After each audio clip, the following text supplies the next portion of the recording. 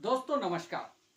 क्या इस देश में ऑपरेशन सिंदूर को लेकर शुरू हुआ अभियान थमेगा या चुनाव तक ये जारी रहेगा? क्योंकि सवाल इसलिए उठ रहा है क्योंकि बिहार और पश्चिम बंगाल में होने वाले विधानसभा चुनाव से पहले जिस तरह से भारतीय जनता पार्टी की तरफ से ऑपरेशन सिंदूर को भजाने का प्रयास किया जा रहा है, वो उससे ये सवाल खड़ा हो गया है कि क्या ऑपरेशन सिंदूर सिर्फ इसलिए चलाया गया ताकि इसे चुनाव में भुनाया जा सके।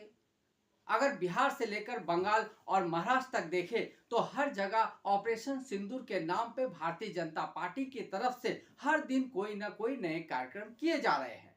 अब भारतीय जनता पार्टी की सरकार की तरफ से घर घर सिंदूर भेजने का एक अभियान शुरू किया जा रहा है और इस अभियान के तहत हर घर में सिंदूर भेजा जाएगा। सवाल ये उठता है कि आखिर भारतीय जनता पार्टी को और खुद प्रधानमंत्री नरेंद्र मोदी को इस बात का अधिकार किसने दे दिया कि वो घर घर सिंदूर भेजे? क्या सिंदूर भेजने की जो मान्यता है या सिंदूर ग्रहण करने की जो मान्यता है उसे भारतीय जनता पार्टी ने या उसकी सरकार ने ध्यान से समझा है या सोचा है कि सिंदूर भेजने का आखिर उसका क्या अधिकार बनता है? किसी महिला को सिंदूर कौन भेज सकता है? क्या सिंदूर भेजने के बाद उसे स्वीकार करने वाली महिला आखिर किस हैसियत से उसे स्वीकार करेगी? क्या भारतीय जनता पार्टी या खुद नरेंद्र मोदी किसी भी महिला को सिंदूर भेजने की हैसियत रखते हैं? आखिर सिंदूर का इस तरह से मजाक क्यों उड़ाया जा रहा है? क्योंकि आपको मालूम होगा कि प्राचीन काल से लेकर अब तक सिंदूर को लेकर जो एक समाज में मान्यता रही है उसे सबसे ऊपर रखा जाता है।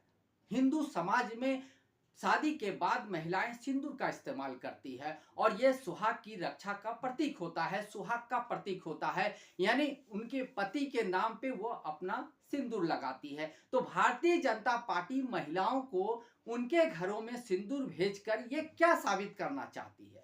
आखिर वो क्या बताना चाहती है कि आखिर वो किस हैसियत से किसी महिला को सिंदूर भेज रही है?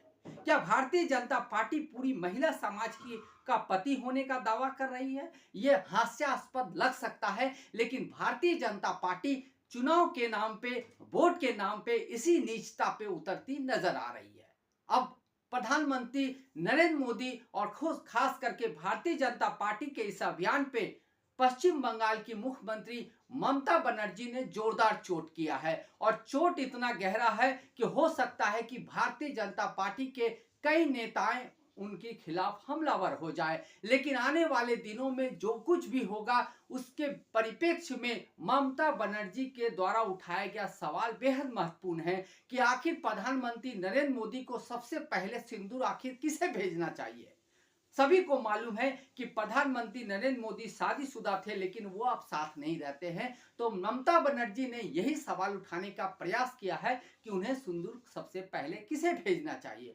दूसरी बात यह है कि इसी देश में हर दिन महिलाओं के साथ हिंसा, अत्याचार और तमाम तरह की घटनाएं हो रही हैं और खास करके भारतीय जनता पार्टी के कई नेताओं के नाम इन्हीं महिलाओं के साथ दुर्व्यवहार, अत्याचार और दुराचार में सामने आ चुके हैं। उसके बावजूद भारतीय जनता पार्टी की तरफ से उनके खिलाफ कोई सख्त कार्रवाई नहीं की जाती है और वही भारतीय जनता पार्टी अब सिंदूर के नाम पे राजनीति करने पे उतारू है। सिंदूर भेजकर ये जताने का प्रयास किया जा रहा है कि पहलगांव में मारे गए 26 भारतीयों की जो महिलाएं बची है उनके प्रति भारतीय जनता पार्टी के मन में एक दर्द है, एक दुख का माहौल है, एक भावना है। क्या इसी तरह से वो अपनी भावनाएं व्यक्त करेंगे? किसी महिला को सिंदूर भेजकर ये मामला शांत हो जाएगा? क्या किसी महिला को अगर सिंदूर भेजा जाता है तो क्या उसे वो स्वीकार करेगी? आखिर स्वीकार करने का आधार क्या हो सकता है? भारतीय जनता पार्टी आखिर किस आधार पे किसी भी महिला को सिंदूर भेजना चाहती है या भेजने की नीयत रख रही है? क्या मणिपुर में जिन महिलाओं के साथ अत्याचार हुआ, उन्हें नंगा घुमाया गया था, उस वक्त भारतीय जनता पार्टी को याद नहीं आया कि ऐसी महिलाओं के लिए देश भर में कपड़े भेजे जाए? लेकिन उन्होंने कभी भी कपड़े नहीं भेजे क्योंकि उस समय मणिपुर की जब हिंसा चल रही थी, हाल फिलहाल में किसी राज्य में कोई चुनाव नहीं था। लेकिन अब बिहार में नवंबर के महीने में चुनाव होने वाले हैं और 2026 में पश्चिम बंगाल का विधानसभा चुनाव होना है। इसी चुनाव के मद्देनजर भारतीय जनता पार्टी ने ऑपरेशन सिंदूर को अपने खास एजेंडे में शामिल कर लिया है और हर जगह हर दिन कोई न कोई नया कार्यक्रम बनाकर भारतीय जनता पार्टी की तरफ से ऑपरेशन सिंदूर के नाम पर लोगों को भावुक करने, लोगों की भावनाओं के साथ खिलवाड़ करने या यूं कहे कि वोट बैंक को साधने की कोशिश की जा रही है। ऐसा लगता है कि पहलगांव हमला क्या हुआ, भारतीय जनता पार्टी के हाथ कोई खजाना लग गया हो और भारतीय जनता पार्टी ने पहलगांव हमले के बाद जिस तरह से ऑपरेशन सिंदूर चलाकर सिर्फ 2 दिन में ही अपने कदम पीछे खींच लिए, उसने भी कई लोगों के सामने सवाल खड़े कर दिए हैं। और भारतीय जनता पार्टी को इस बात का जवाब आज तक नहीं सूझा कि आखिर पाकिस्तान और भारत के बीच जब युद्ध चल रहा था तो अचानक से सीज फायर की जानकारी अमेरिकी राष्ट्रपति डोनाल्ड ट्रंप अमेरिकी व्हाइट हाउस में बैठकर कैसे दे रहे थे। आखिर अमेरिकी राष्ट्रपति डोनाल्ड ट्रंप की हैसियत क्या है? क्या वो भारत के जो मामले हैं, जो आंतरिक मामले हैं, उसका निर्णय डोनाल्ड ट्रंप लेते हैं? आखिर सीज फायर का उल्लंघन या सीज फायर की घोषणा दोनों देशों के प्रधानमंत्री के करने की बजाय डोनाल्ड ट्रंप क्यों कर रहे थे? आखिर डोनाल्ड ट्रंप ने जब इसकी घोषणा की तो केंद्र सरकार की तरफ से इसे खारिज क्यों नहीं किया गया? आखिर केंद्र सरकार की तरफ से क्यों नहीं बताया गया कि डोनाल्ड ट्रंप बकवास कर रहे हैं? लेकिन डोनाल्ड ट्रंप के बयान के बाद भी केंद्र सरकार चुप्पी साधे रही और बाद में सीज फायर का समर्थन कर दिया। तो क्या डोनाल्ड ट्रंप अब नए भारत के प्रधानमंत्री के ऊपर भी बैठ चुके हैं? वो देश के तमाम निर्णय ले रहे हैं, किसी युद्ध को रोकना या चालू करने का निर्णय वो ले रहे हैं।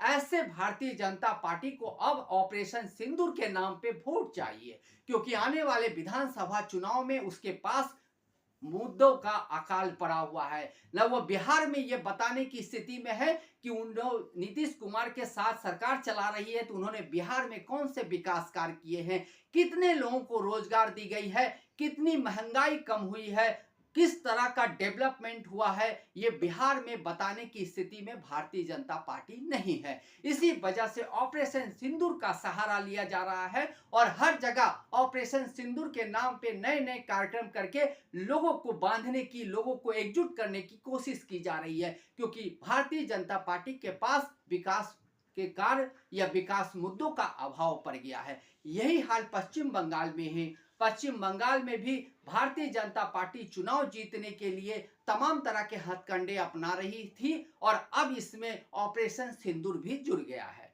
तो सवाल ये उठता है कि जिस देश में लगातार महंगाई बढ़ रही है, जिस देश में लगातार युवा बेरोजगार हो रहे हैं, जिस देश की कानून व्यवस्था सबसे निचतम स्तर पे पहुंच गई है, उस देश में ऑपरेशन सिंदूर चलाकर महिलाओं को सिंदूर भेजे जा रहे हैं ताकि महिलाएं खामोश हो जाए और उन्हें लगे कि भारतीय जनता पार्टी और केंद्र सरकार को उनकी बहुत फिक्र है, इसलिए सिंदूर भेज दिया है। ये महिलाएं बताना चाहती है कि सिंदूर वो खरीद सकती है और सिंदूर देने वाले व्यक्ति को भी वो चुन सकती है। भारतीय जनता पार्टी को इतनी तकलीफ उठाने की जरूरत नहीं है।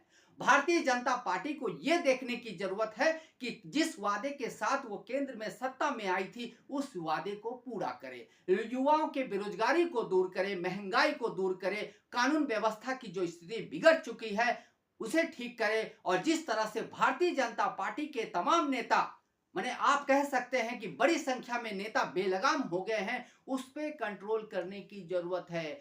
कुछ नेता ऐसे भी निकल गए हैं जो हाईवे पे अश्लील वीडियो बना रहे हैं और कई ऐसे भारतीय जनता पार्टी के कार्यकर्ता और पदाधिकारी भी मिले हैं जो गैंग रेप और रेप के मामले में भी सामने आए हैं। तब भारतीय जनता पार्टी को महिलाओं के सिंदूर और महिलाओं की सुरक्षा का ख्याल नहीं आता है। लेकिन जब ऑपरेशन सिंदूर चलाया जाता है, उसी ऑपरेशन सिंदूर के नाम पे महिलाओं को सिंदूर भेजकर ये जताने का प्रयास किया जा रहा है कि भारतीय जनता पार्टी महिलाओं की काफी हित चाहती है, काफी उसके साथ ही है, उसके लिए लड़ रही है। तो भारतीय जनता पार्टी को और केंद्र सरकार को यह जरूर बताना चाहिए कि जिन 5 आतंकवादियों ने पहलगांव में आतंकवादी हमला किया और 26 लोगों की मौत लोगों को मौत के घाट उतार दिया, आखिर वो अब तक पकड़े क्यों नहीं गए? आखिर भारतीय जनता पार्टी और केंद्र सरकार के हाथ वहां तक क्यों नहीं पहुंच पाए? आखिर भारतीय जनता पार्टी और केंद्र सरकार 2 दिनों में ही युद्ध खत्म करने के लिए क्यों बाध्य हुई?